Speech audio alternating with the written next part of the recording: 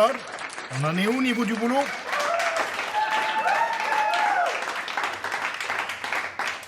Arrêtez!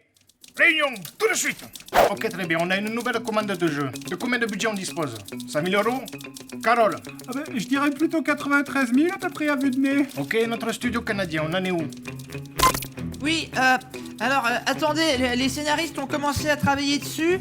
Ils nous ont envoyé toutes sortes de dessins et d'histoires, regardez.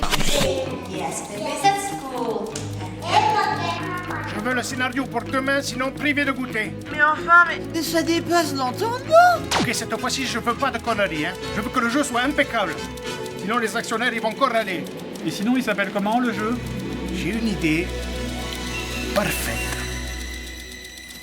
Demon Summoner, un jeu PlayStation 2 sorti en 2006. Vous savez, on critique beaucoup les équipes de développement dans cette émission, mais je suis sûr qu'ils font tout leur possible pour nous offrir le meilleur produit.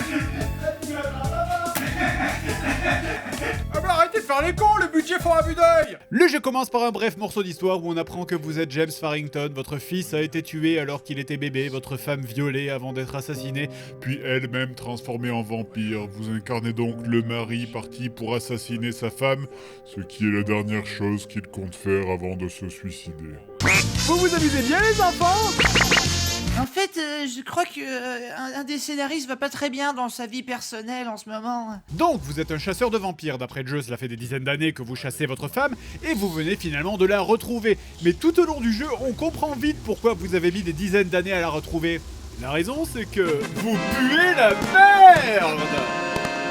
Aussitôt le jeu commencé, vous faites du bruit comme un débile, ce qui lui permet de s'échapper. Ah mais le héros en bois quoi. Je venais de retrouver ma femme. Oh merde. Non, mais putain. Oh, mais je... Oh. Bref, revenons en arrière. Donc votre femme arrive après un bon repas visiblement. Et la narration, hein, notre personnage nous explique donc que Jack l'Éventreur, eh bien ce serait peut-être en fait elle. Si. Ah, je vous jure, hein, écoutez. Vous entendez ça? C'est la marche des professionnels. Le jeu est donc un FPS et nous avons comme arme un petit couteau et un nerf. Non, sérieux, je vous jure que c'est pas une vraie arme, c'est pas possible, c'est un nerf, écoutez. Yeah, je me sens tellement puissant. Et puis merde, le viseur est même pas en face de la croix en plus. Vous avez qu'à le faire vous-même. Donc on suit notre femme dans les rues d'un Londres modélisé totalement en open world. Bon, c'est pas d'open world, certes, mais au moins, comme c'est un jeu récent, on n'aura pas les inévitables niveaux dans les égouts. Le premier passage est donc dans les égouts. Et on suit donc notre femme à travers les égouts en affrontant des ghouls, et on peut au moins reconnaître qu'il y a une localisation des dégâts. Quand vous leur tirez dans la jambe, ils tombent. Quand vous leur tirez dans la tête, Quoi Quand vous leur tirez dans la tête, elle explose, et dans 70% des cas, ils meurent. Mais ça arrive une fois sur 3 ou 4 qu'ils continuent à marcher sans aucun problème. Oh, et attendez, je sais ce que ça va être l'excuse. Ça va être... Oh ben ça va, c'est des ghouls, c'est des êtres surnaturels. Et finalement, quand on y pense, ils sont pas déjà un peu morts? Et puis... Rembourse pas. Bref, heureusement, c'est pas très dur de trouver la sortie, hein, il suffit de suivre les lumières. Et voilà, donc au bout d'un moment, on a... Ok. Bonjour chérie. Tu vas bien? Je suis coincée, sa mère la paix. Alors c'est ça, hein? Tu me trompes avec une goule. Et en plus il te bat, hein? Tu fais des trucs à 3, hein, salope. Ok, alors je sais pas trop ce qui s'est passé à vrai dire, hein. Je pense que le script qui déclenche la fuite de votre femme doit être buggé parce que j'ai recommencé plusieurs parties. Et à chaque fois, elle restait plantée là pendant plusieurs minutes à se faire taper par des ghouls qui font des bruits de rhinocéros. Bref, après ce petit temps mort...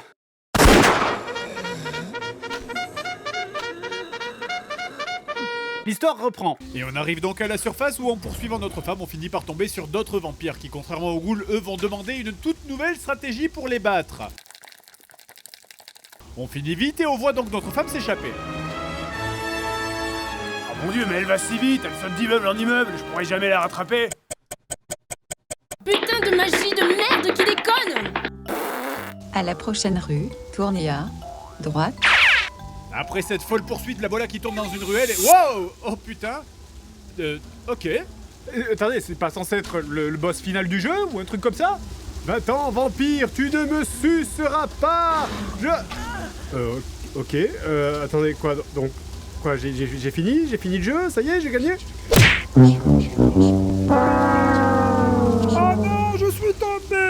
c'est tout mouillé par terre en plus. Cet écran de fin de niveau est l'un des plus tristes que j'ai pu voir de ma vie. J'ai gagné. C'est bon, j'ai gagné là. Cette énorme mission accomplie avec l'image d'un type effondré sous la pluie comme un SDF. Waouh, c'est donc ça le sentiment de réussite. Bref, le niveau 2 commence où on suit encore notre femme qui s'échappe par un bateau. Notre personnage qui l'a poursuivi jusqu'au dock et... Oh. Finis ta douche d'abord. Et c'est également l'occasion de croiser un nouveau méchant avec des animations d'un niveau jamais atteint, attention.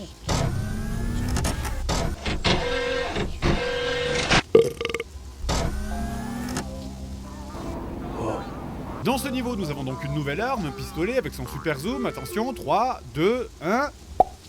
Et le but ici va être de s'introduire dans cet entrepôt pour atteindre ce bateau ici. Dans cet entrepôt là, pour atteindre ce bateau ici. Logique. Ici, on doit passer sans se faire repérer et dès que Vampire vous voit, vous avez cet écran de Game Over nul. Mais le souci, c'est que du coup, comme cet écran apparaît de suite, impossible de savoir quel vampire vous a vu. Et comme vous pouvez pas savoir ça, du coup, impossible de s'améliorer. Genre, quoi? Qui m'a vu là? Qui? Quoi? La caisse? Évidemment, on peut pas buter les gardes pour aller direct sur le bateau, on peut pas péter les lumières, mais de toute façon, c'est pas grave, parce que c'est de la merde. Je suis debout en pleine lumière sur une plateforme. Eh, vous voyez tous là, ouvrez les yeux, putain. Ce niveau, c'est le random du pif, genre, quoi? Il m'a pas vu, lui? Sérieusement? Et là, qui me voit, putain? Y'a personne. Y'a personne autour. Dire de la cohérence, bordel. Là, il y a une moitié d'ennemis qui vont à travers les murs et l'autre qui est complètement sourd et aveugle. Quoi? C'est 2006, putain! C'était un an avant le premier Modern Warfare, c'était un an après Splinter Cell 3. Ça, c'est un an avant ça. Qu'est-ce que tu... Merde! Bon, ça donne quoi ce niveau d'infiltration? C'est de la merde, c'est horrible. Démissionne. C'est impeccable. Oh bah ça va, c'est pas si mal, et puis au moins, on n'est pas en retard. Et on en est où niveau budget? Écoutez, je pense qu'on va bientôt être à court, il faudra envisager des coupes. Le troisième niveau. Maintenant, vous êtes enfermé dans un monastère et est-ce que c'est moi, vraiment? Ou est-ce que ça devient de pire en pire? Regardez ça, le flingue fait rien et les animations des ennemis, c'est la catastrophe. Ah, prends ça, espèce... Bonjour. Je vais te tuer. Bonjour. Mais merde, putain, je mets toutes les balles dedans, c'est quoi ce pistolet à blanc? Sérieusement, est-ce que je peux pas les tuer parce que c'est des vampires ou est-ce que je peux pas les tuer parce que le jeu, il est complètement buggé? Les ennemis n'ont aucune animation quand ils prennent des coups, il y a même pas une pauvre trace de sang, il y a juste... ça. Bruit de cailloux jetés dans un lac. .mp3. Ils vont comprendre les gens, t'es sûr? Oh, bien sûr que non. Et c'est quoi ces décors de merde de PlayStation 1 et cette ambiance de merde qui fait pas peur?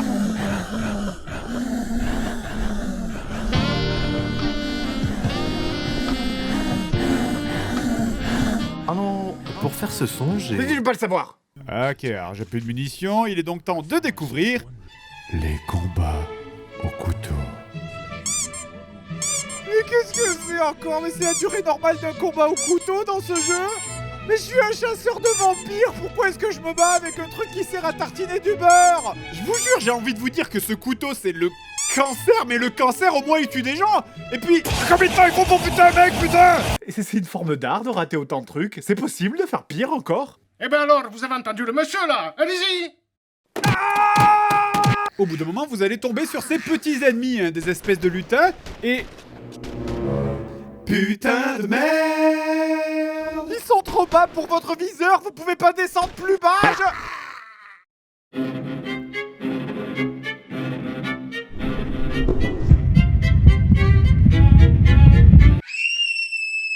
Ok, bon alors finalement vous escaladez donc la tour à la recherche du méchant qui s'était installé en haut de la tour. Le méchant s'enfuit devant vous et donc on le poursuit. Et tant que j'y suis, donnez-moi une seule raison logique d'installer votre bureau pour travailler là. Bref, vous suivez le méchant et s'ensuit un combat ultra nul à base de moi qui m'enfuis pendant 10 minutes parce que...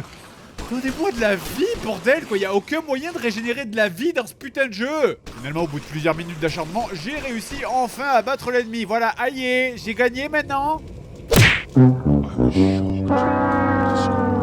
Mais ça va être ça à chaque fin de niveau? Level complete. Level complete.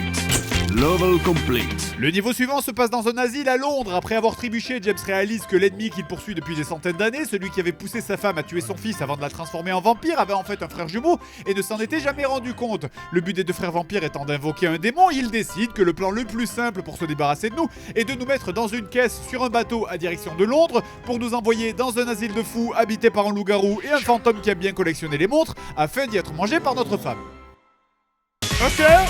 Alors, ce niveau particulièrement stressant consiste à essayer de tuer votre femme tout en évitant la menace du loup-garou. Alors je vous préviens, le loup-garou bouge très vite, attention au scare jump. Ah, je crois qu'il est là. Juste derrière. Derrière ce coin de mur. Attention!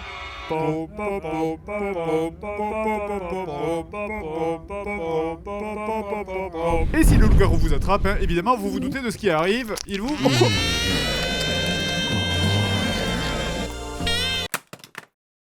Et comme je disais, hein, pendant ce niveau, vous allez également rencontrer un fantôme qui apparemment a l'air super important à l'histoire. Et il t'en va faire plein de trucs. D'abord chercher son corps, puis chercher une montre, puis chercher une clé avant de trouver de l'argent pour fabriquer des balles en argent pour tuer le loup-garou, afin de libérer l'âme des fantômes, ce qui te donne des munitions afin de tuer ta femme pour finir le niveau. Ah putain.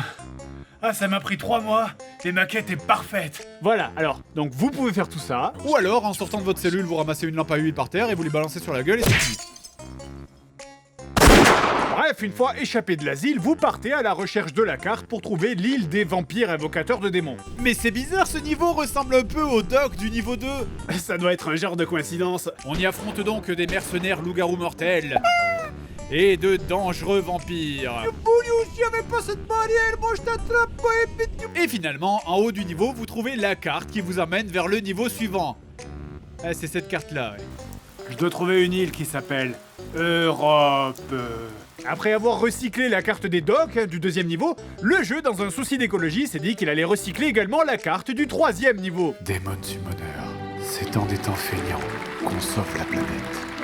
C'est donc reparti pour exactement la même carte qu'au niveau 3, le monastère, mais cela dit, les développeurs ont quand même rajouté en plus un brouillard de guerre, parce que c'est vrai que les niveaux précédents étaient beaucoup trop lumineux. Ah, la stratégie classique du je baisse la luminosité, parce que quand on n'y voit rien, c'est pas moche. Bref, comme je disais, donc nous revoilà sur l'île du monastère. Vous pensez qu'il a montré sa carte au capitaine du navire qui l'a amené ici? Vous, emmenez-moi là. Alors, je vais même pas vous parler du niveau en fait, il y a plus rien là, il y a plus de quêtes, il y a plus de PNJ, il y a juste des zombies qui sortent au hasard et qu'on doit tirer. Et puis...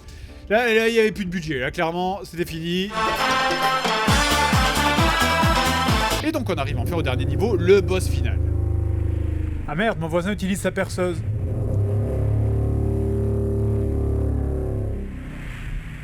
C'est le bruit du démon. Ils ont mis ce son pour faire le bruit d'un démon. C'était quoi? Ces travaux qu'ils ont filmés au loin? C'est un mec qui parle au ralenti? Mais attendez, peut-être que c'est un message des développeurs. Peut-être que si j'accélère le son, je comprendrai enfin le sens caché de ce jeu. Peut-être que c'est plus profond qu'il n'y paraît.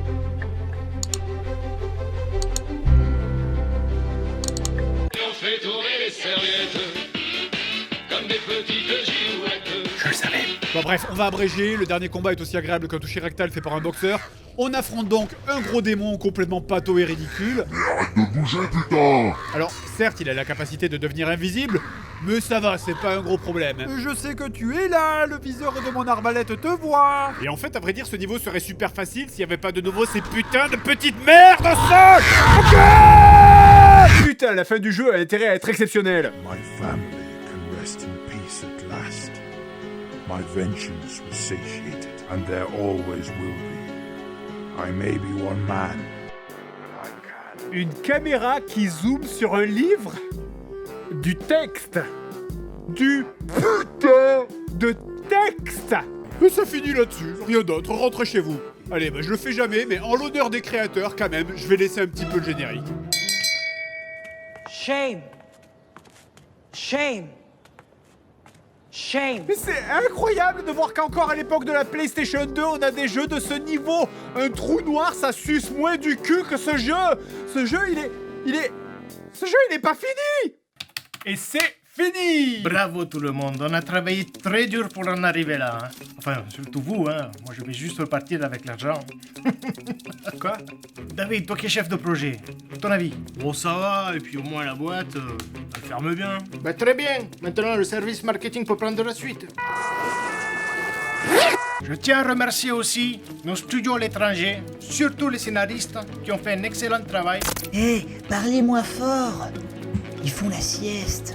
Et notre studio japonais sous-payé qui fait un excellent travail de sound design. La vie est courte, mais la honte, elle, est éternelle. Tous ces efforts vont enfin payer. À 45 € le jeu, on serait... Enfin, je serais vite riche.